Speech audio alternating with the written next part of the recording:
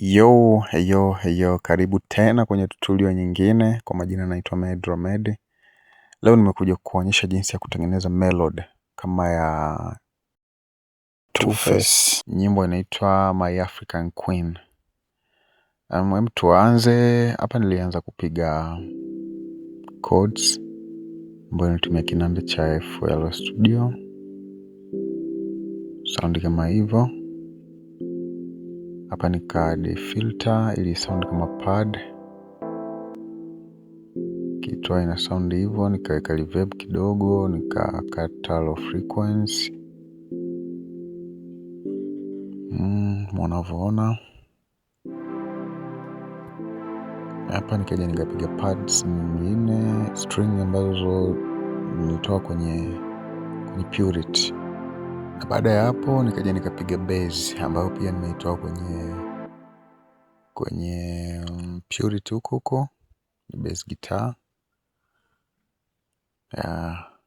Hiyo hapo kama unavyoiona. Nilipanga kama hivi.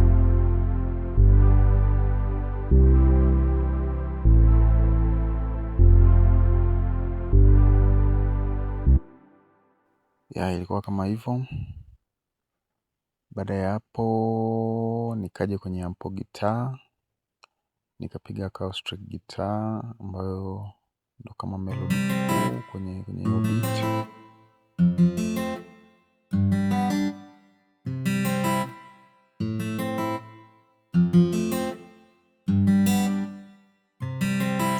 My African Queen, the girl of my dream.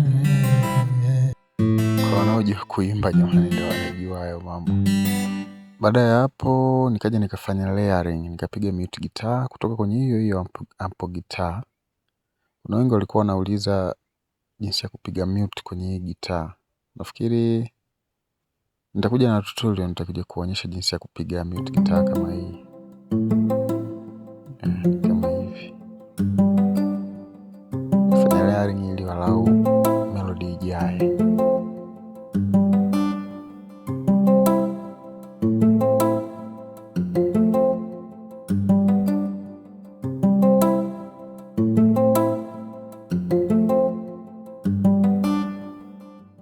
Baada ya hapo nilipiga percussion, japo sikupiga kama alivyopiga yeye, mimi nilipiga tu kutoka na vibe niloipata kichwani kwangu. Kwa hiyo nilipiga percussion simple kama hivi hapa. Kama hivi. Simple kabisa. Sababu cha msingi ilikuwa ni melody tu.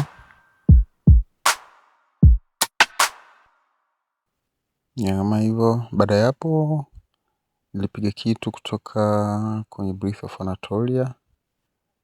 Ni kama kilikuwa kinafuata ile melody tu yani. Kama kuonyesha jimbo liko naimbaje kidogo. Ngoja tuongeze sauti kidogo ni compress hapo. Kama unavyosikia hivyo. Hapa sasa ngoja tuachie vyote kwa pamoja, afu tuisikie sound yetu ikoje.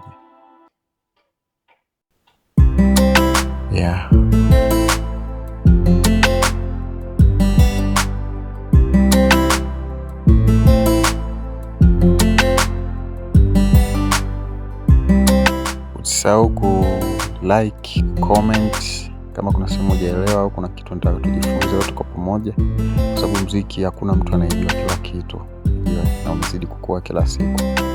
Kwa hiyo acha comment yako hapo, nini tufanye au nini kifanyike wakati ujao, and usisahau kusubscribe. Please usisahau kusubscribe. Karibu sana.